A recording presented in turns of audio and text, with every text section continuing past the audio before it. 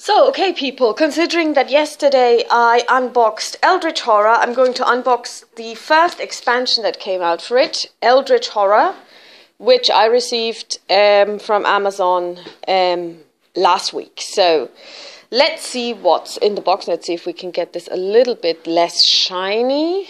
So, let's try and get rid of the glare a little. Oh yeah, and in case you're wondering what this is actually a player mat for which I bought. I didn't even know they existed. It's called The End of All Things. And it is apparently, as a friend told me, based on Skyrim. Since I don't play Skyrim, it means nothing to me. But that's what this is about. Let's close the curtain a little bit and see if that's much better. Turn on the light. Yeah, so the glare should vanish as soon as I open up the plastic.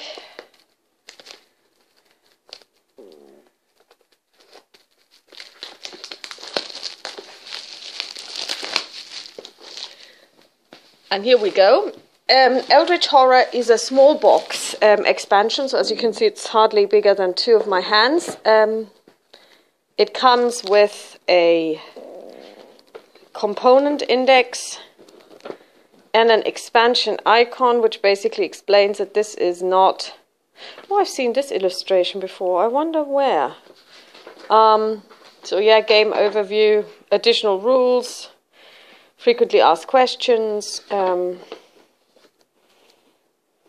it also tells you which protective sleeves to use. We have the Yig, Great Old One. This is his expansion. We have a couple of additional monsters. So as you can see, maybe, these monsters here have a cut-off edge, which means that they are epic monsters. And here you have additional health tokens.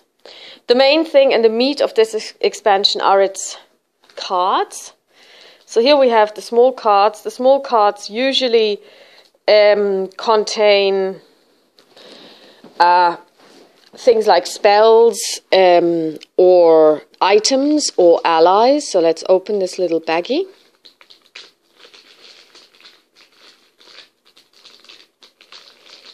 Oh, and by the way, I played my first Eldritch Horror game yesterday. I didn't finish it because, well, basically five Doom track icons away from destruction, I lost one of my investigators, and I just decided I couldn't go on. So these are artifacts, as you can see from the back. We also have items, so this would be a 45 Colt revolver. These would go into the reserve. You can draw from them, you can buy them using your influence. We have more debt conditions and the Dark Pact, internal injury, cursed, poisoned. Now poison seems to be one of the things that Yig is really into, because obviously he is the god of snakes. And snakes are quite often poisonous. Not all of them are, of course. I'm not going to dispute that. Lost in time and space. That's also a condition. Blessing of Isis. Here we get into the spells. I mean, we know those as well. Feed the Mind is a spell that comes up in the base game as well. So you have additional cards. And... actually, some of them do have this symbol down here, which denotes that they are from this expansion. Note that the conditions don't, but the items do. Let's take a look at the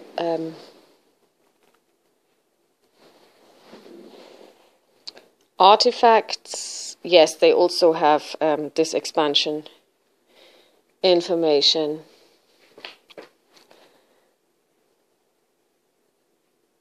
Which is funny, because not all of them... Oh yes, all of them do, but some of them have it on the back. Now that's strange. Alright, okay. Alright, so we'll put this back in.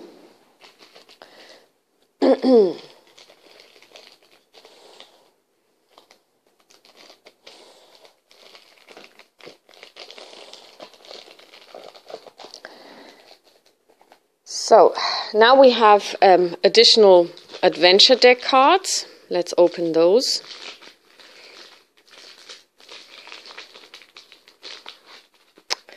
And these would be the generic cards.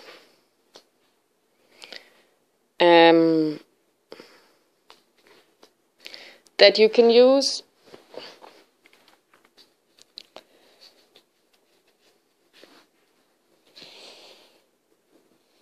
Depending on the great old one you're playing. So as you can see, the backs are slightly different. So this one is Shub Nigorath. This one is probably Yog-Sothoth, although I'm not sure. I'd have to check it against the base game. This, of course, very simply is the Great Cthulhu.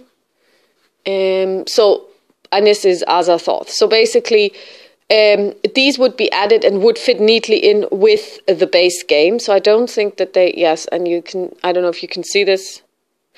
They still have the icon down here, but that doesn't really mean, I suppose it's if you want to divide them up later, but I think there is nothing against actually just mixing them in, because they actually refer to great old ones that are not part of the Forsaken Lore expansion, but of the base game, really. Okay, now let's look at this. Now these are Yig specific cards, as you can probably make out. Let's release them from their plastic grave. Go on, you know you want to. So again, these would be cards that are specific to the Great Old One Yig. So there's plenty of them. Yeah. All right.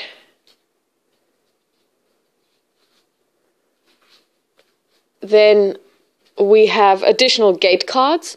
Now, one thing to note about the way gates work. In Arkham Horror, when you draw a gate, the gate tells you which other world you're going to enter into, if it is the Abyss or Rillier or I suppose I think I saw Carcosa as well. Here it's different. The gate itself in Eldritch Horror tells you where the gate needs to be placed. So it could be in Singapore, sorry, not in Singapore, Shanghai, Tokyo, Rome. And then when you draw the gate card, you find out where you are. So in this case, we would be on the plateau of Leng. But the gate could be placed anywhere. And the gate doesn't say plateau of Leng like it does in Arkham Horror. And then you draw a card, and then you have those color-coded little icons, and then you choose the one that corresponds to the color. But here, actually, it's the card itself that determines where you travel to, whereas the gate itself just tells you where to place the gate, where it opens. So we have a couple of additional other worlds. That's really good. Here we have Yig. These should be mystery cards. Yes, they are mystery cards. Yeah. And here we have, that looks like Great Cthulhu mystery cards, and they are Great Cthulhu mystery cards. Threatening Seas, Shub Nigorath, Yog-Sothoth, Azathoth. Very good. So we get additional cards for those. And here we have expedition cards for the different areas. So that would be, can't even make that out. Is that Tunguska? Yeah, it's Tunguska, the pyramids, Himalayas, Antarctica, Amazon, Heart of Africa. So we get 4 more. That's nice too, because obviously this was one of the big criticisms about the base game, that you have so few cards, and I showed this yesterday as well. Here we have generic city, sea space, wilderness space, encounter cards. So they basically, you can draw them when you're in a generic space, or you can also draw them when you're in a named space, but you decide to go for the generic deck. And here you have the area relevant or area specific ones. This is the Americas. So you have Arkham, San Fran, Buenos Aires.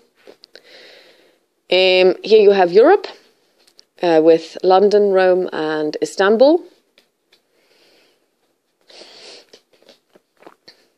And here we have the Asian cards, or I should say Asia Pacific actually, because it's East Asia, it's not India. Shanghai, Tokyo, and Sydney. Shanghai, Tokyo, Sydney. So a couple of cards there as well. And a couple of mythos cards, which is also brilliant. And one thing about the mythos cards and the mythos deck, because again, that is completely different from Arkham Horror. In Arkham Horror, you have a huge pile of mythos cards. You shuffle them once, you go through them, you play card per card per card. Once you run through the whole deck, if you are still alive, then you just recycle the cards. Here it's different. You have to build a deck based on the instructions on the ancient old one. And you have different colored cards. So you have yellow cards, you have green cards, and you have blue cards. And you then build a 3-stage deck. And maybe we can see this on our friend here. Yeah. This is how you build Yig's deck. In stage 1, you get one green card, 2 yellow cards, and 1 blue card. Second stage, 2, 3, 1. Third stage, 2, 4, 0. You basically draw them from the pile of green cards, yellow cards, and blue cards. You build the stages and then you put them on top of each other. The third stage at the bottom, second stage, and then the first stage at the top. And then you don't shuffle this deck, but then you start drawing from it. So it's, if you like, a seeded deck. So that is also, again, different from Arkham Horror. So this is the unboxing of Eldritch Horror Forsaken Lore expansion, and I'm actually going to mix this in today when I play Eldritch Horror, and maybe I'll film an Eldritch Horror video today. Okay, talk to you soon. Bye bye.